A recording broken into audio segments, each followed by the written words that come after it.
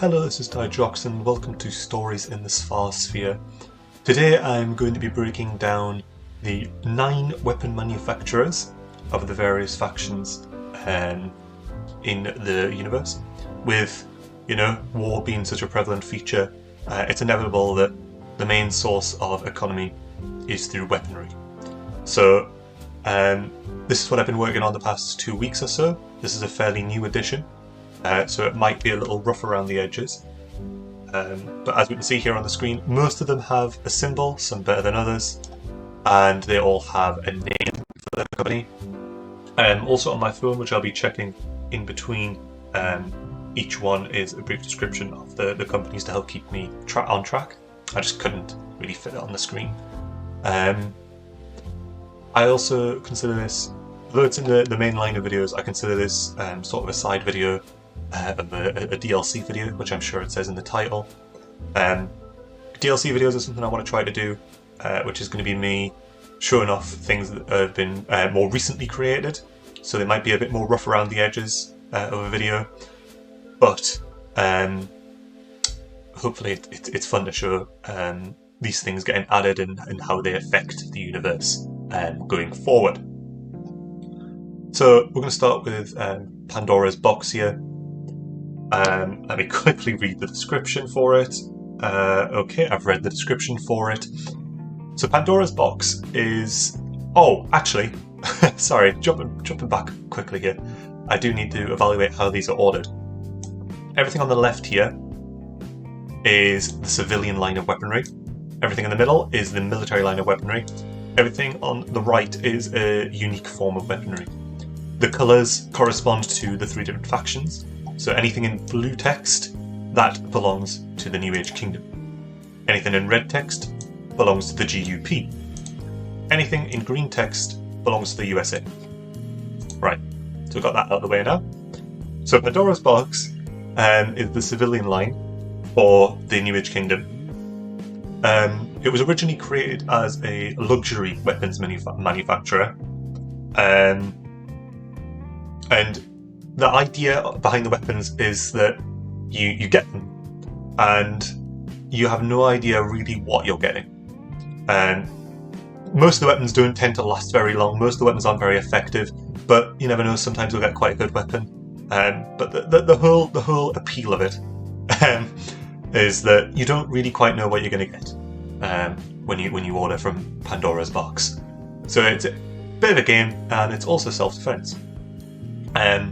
Which of course, as with every single one of these brands, all 9, it eventually got picked up by the leadership of the faction in question, in this case New Age Kingdom, and began being supported by the government as a civilian line of weaponry, which can provide self-defense but also isn't too powerful.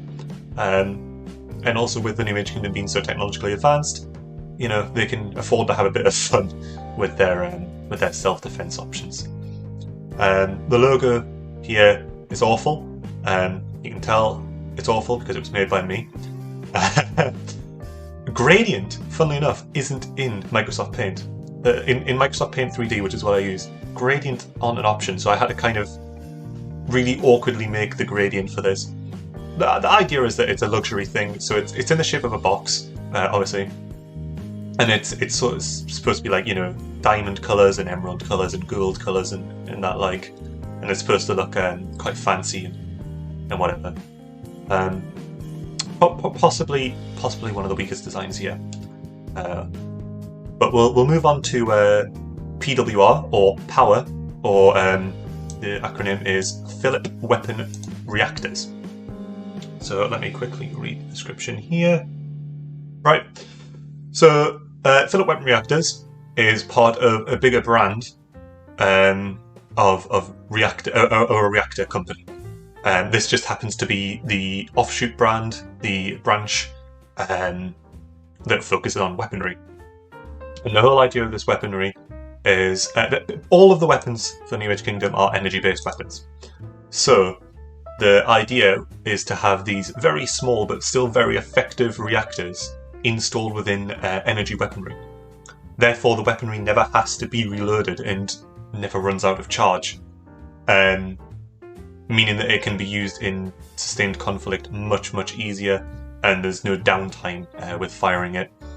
Of course, it means that sometimes they can fail, and when they fail, sometimes the weapon can be a bit dangerous, but for the most part, it's they're very effective weaponry. The reason that the name Philip is attached to it is, in the New Age Kingdom, with technology being so advanced, a lot of things are created by artificial intelligence and synthetic life and the likes in the New Age Kingdom. So whenever anything gets made by an actual person, they have full right to slap their name on there and go, hey, it was me who did this. So Philip here is the person who runs the branch of the weapon reactors. And I'm sure later on, as we go into other companies, we'll see other branches of the reactor, the overarching reactor company. This logo, and alongside the Mimic Munitions logo, which we'll get down to later, wasn't made by me. Those are the only two logos that weren't made by me on here. They were made by a really, really nice friend who very kindly let me use these icons in the video and made them for me free of charge. So, I mean, it's impossible to say how grateful I am for that. Obviously, the lightning bolt here is because the company is literally called Power. I think that goes without saying, doesn't it? And then I really like the militaristic sort of edition here. And I think it's a really nice logo that you can probably see quite comfortably printed on several buildings. Finally, on the New Age Kingdom roster, we have Riptide, or as they're shortened to in their logo, just Tide. Let me quickly read. Okay. Riptide are the sole producers of a highly reactive sort of liquid. And this liquid can be used to very quickly refill and very efficiently keep energy-based weaponry running. It's also used in sometimes smaller creations and machinery. For instance, the JB project, which I've mentioned a couple times, uses this to keep their synthetic life forms running. It's basically a blood for them. But it has very diminishing returns, and therefore, for the most part, Riptide stays as just a weapons manufacturer. It's not strong enough to run ships, for instance. It runs out too quickly. But for weapons, it's very easy, and it mimics quite nicely just the option of a reload to quickly put in some more of this liquid and keep going. And it's also much, much, much more inexpensive than the reactors of PWR. The logo is just their name in a funny font. Quite happy with how that font turned out, to be honest. And you'll probably see this font plastered onto the side of every single weapon that uses any sort of Riptide technology. But that's it. They just sort of advertise. I tried having Riptide as the full font, but the Rip part just makes it a bit too long. It doesn't really work. So they just short themselves down to Tide, and they put that logo on absolutely every weapon that they possess. So we're moving on to the GUP weapons now.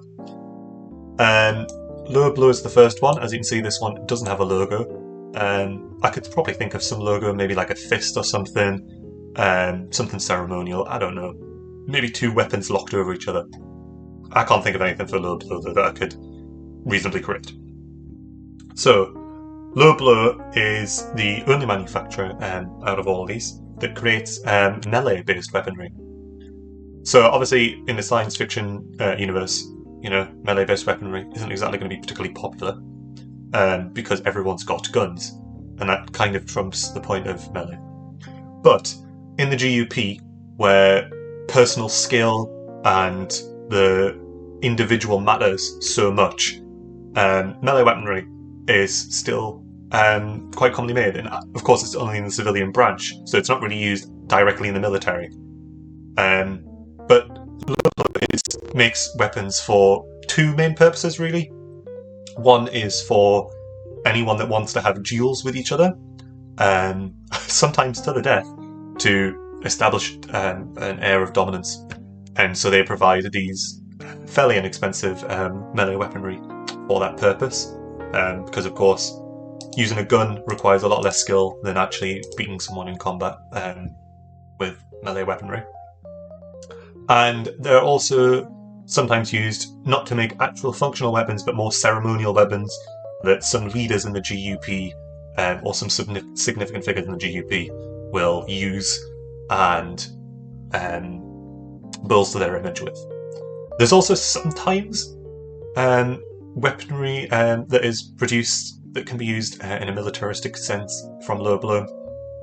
Although it's very rare, sometimes they'll have, like thrown spears that can provide a strong EMP impulse to whatever it sticks into, or very powerful laser weaponry that's like a trident and stuff.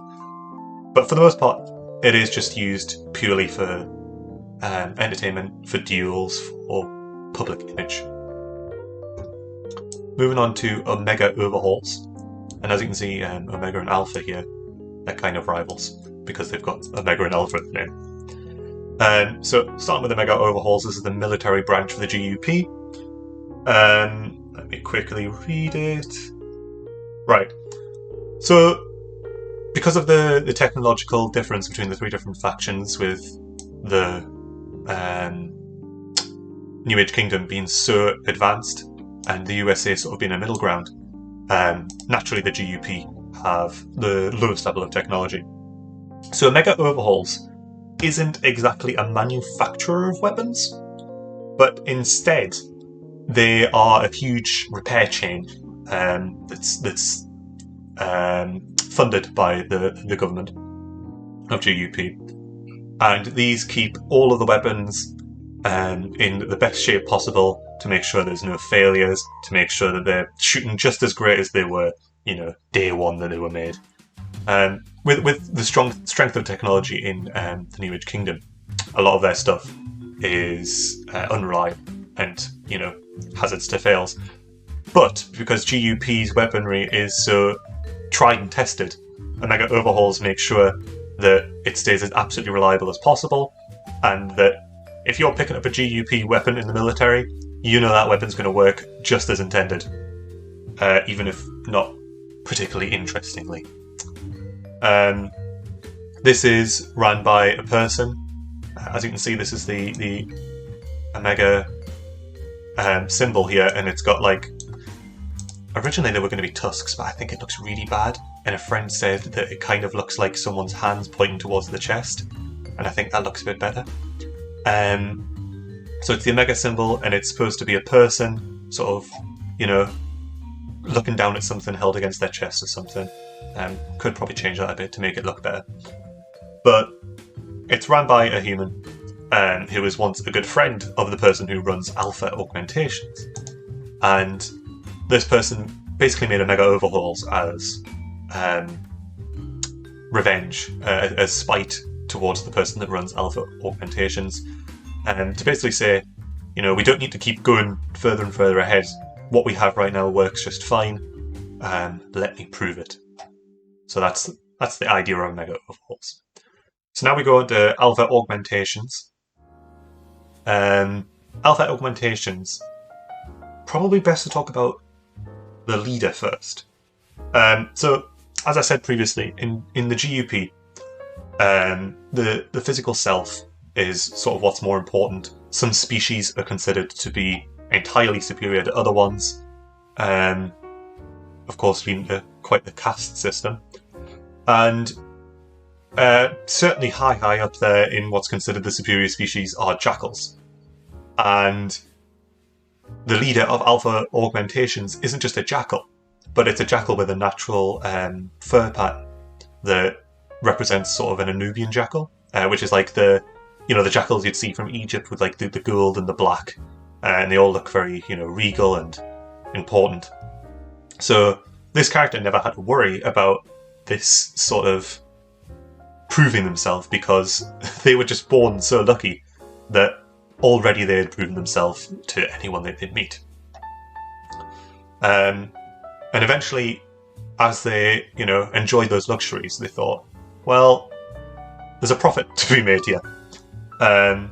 Not just in helping other people improve their bodies, but in also the views of the GUP that the physical self is so important. So Alpha Augmentations basically provides very dangerous, very long-term, but very effective surgeries and cybernetics and the likes.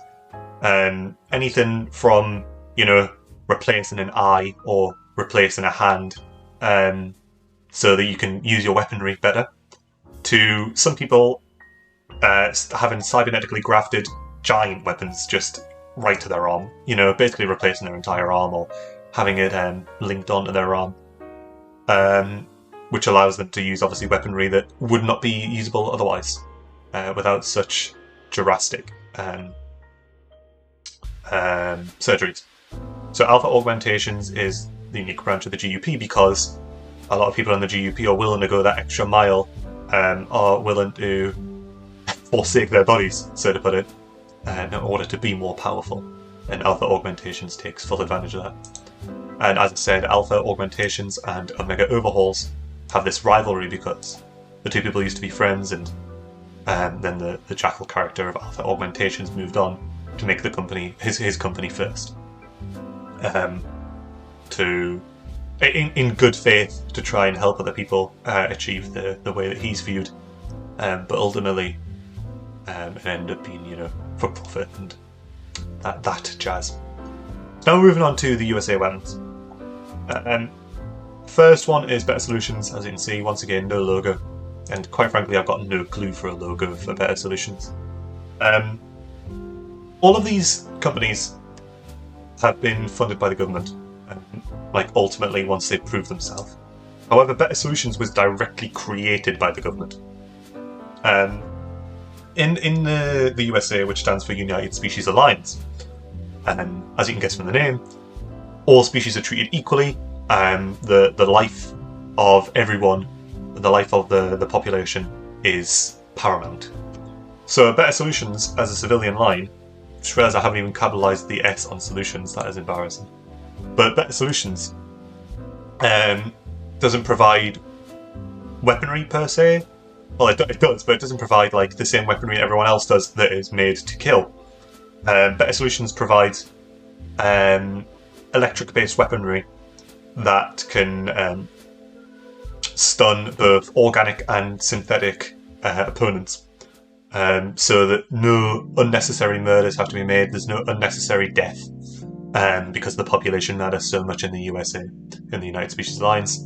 So to preserve life, Better Solutions was created directly by the government in order for people to still be able to defend themselves, but to make sure that there is never any opportunities in the civilian, in the civilian realm, for there to be, a direct murder. Right, what do we have next? Mimic Munitions. Once again, with a logo created by... You know what, I just realised I didn't even discuss the logo for Alpha Augmentations. It's not very great. It's another one made by me, so it's not very great. But this here is the Alpha symbol, and it's just turned on its side, and usually it would have two wisps that come out for the Alpha symbol. I just made those into jackal ears. It's a bit furry, but it works, I think. If it looked a bit better, it would work even weller. So Mimic Munitions, again, logo created by an absolutely wonderful friend, who I can't praise enough for their help. So Mimic Munitions, let me quickly read this. Right, again, going back to the huge population of the United Species Alliance, not everyone is going to be able to use the same weaponry as each other. And obviously, with such a huge population, specific weapons can't be made for everyone. So that's where Mimic Munitions comes in. Although Mimic Munitions has more expensive weaponry than people would like, for a large military, these weapons can switch between 2, 3, sometimes maybe even 4 different modes that can then mimic different types of firearms. So, you know, you can sort of think of, I think, Infinite Warfare, the Infinite Warfare Call of Duty installment, or the Ripper from Call of Duty Ghosts. You know, they can switch between different fire modes. Some Infinite Warfare weapons can switch between 2 different types. Maybe like Widowmaker from Overwatch has the assault rifle that can then turn into a sniper rifle. That's the idea of mimic munitions. So, someone dies, you can still get their weapon, and they were a sniper. Don't worry, this infantryman who knows how to use assault rifles, there you go, he can still use this same weapon, no need for extra expenses. And of course, they've got these... I don't really understand like why these appear so often, but I feel like I see them fairly often, these like arrows and dots and military jargon. But it looks really nice, and it's surrounding a box that sort of has a body, so it's, you know, it's a mimic. Nice and simple. Yeah, I really like that. Finally, we come to Creations of the Commonwealth. Creations of the Commonwealth is the unique brand for the United Species Alliance. And the idea for this one was actually helped created by the people that made the person that made these 2 logos for me as well.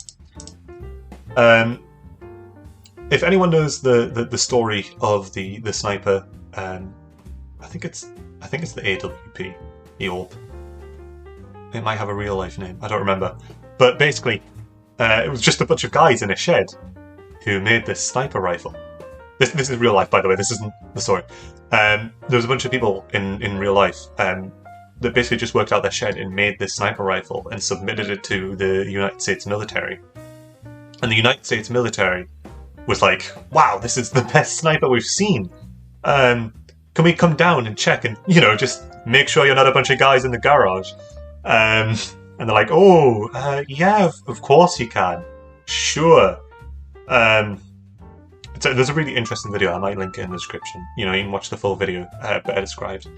But basically, a bunch of these guys made now what is one of the best sniper rifles possible in the military, in real life, just out of their backyard.